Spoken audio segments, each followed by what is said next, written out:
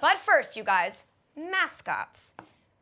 No, sorry, not ascots, guys. Mascots. The funny-looking things on the sidelines of NFL games that flail about and entertain people. I see why you would make that mistake, but the creepy cartoon ones? Yeah, okay, there we go. Mascots. If you saw the Browns game this weekend, first, why do you hate yourself?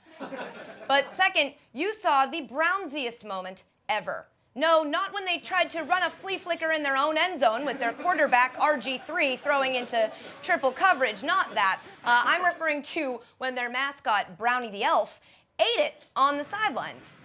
While seemingly, I don't know what he was trying to do. Looks like he was trying to steal the football during the game, which is an interesting play that they ran.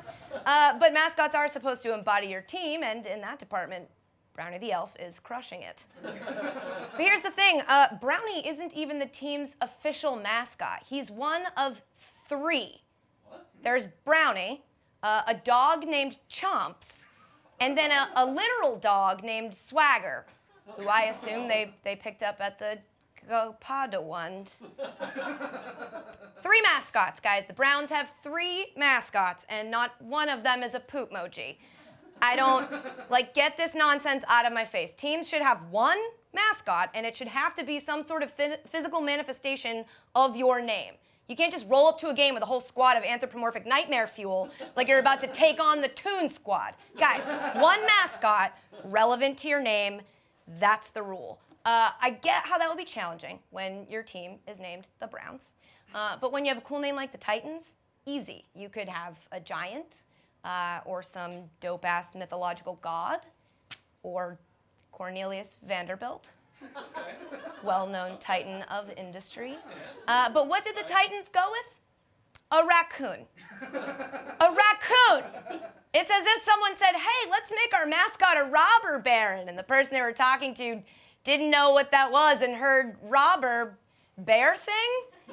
I understand the Tennessee state animal is a raccoon, and I don't care, okay? State animals don't matter. Do you know what the state animal of Illinois is? No. The white-tailed deer. Oh. Yeah. You know what the state animal of Ohio is? Nope. The white-tailed deer. Arkansas, Georgia, Michigan, Mississippi, Nebraska, New Hampshire, Pennsylvania, South Carolina, white-tailed deer. So if you're gonna brag about your state animal here in adulthood, it better be like a velociraptor, not a chubby rodent that chews garbage. Maybe you're thinking, Katie, who cares? They're just mascots. Well, then you, my friend, are just another state animal of Nevada. Bah. The truth is, these mascots, they think they're above the rules. And I'm not going to stand for it anymore. Check this out. Here's a clip from a video that was sent to all teams across the NFL in which the head of officiating, Dean Blandino, explains a rule that applies to players. Anything that mimics a violent act will be a foul. Anything that mimics weaponry, whether it's shooting, firearms, bow and arrow. Makes perfect sense to me. You know, little kids are watching. Can't have them seeing football players with invisible bows and arrows.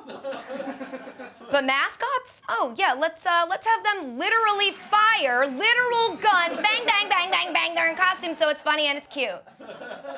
What about the league's rule on celebrations? We've seen a ton of flags for that this year.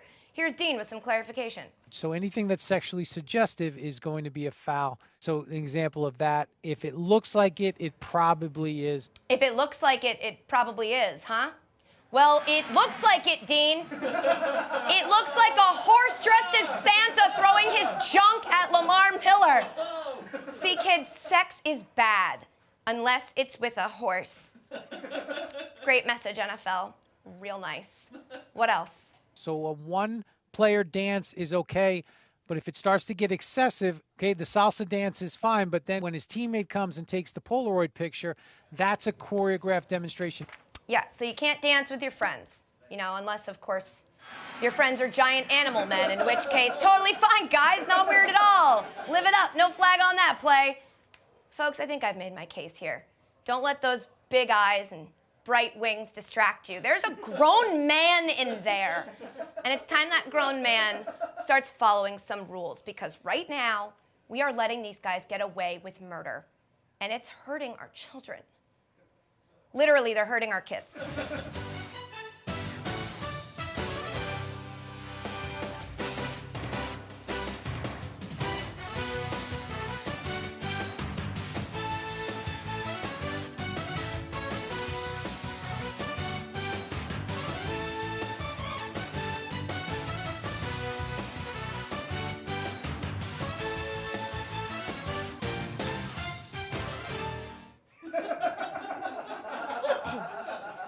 Let's not teach future generations that covering yourself in feathers and various pieces of flair makes you exempt from the rules. Otherwise, we will end up with a whole lot more of whatever's happening here.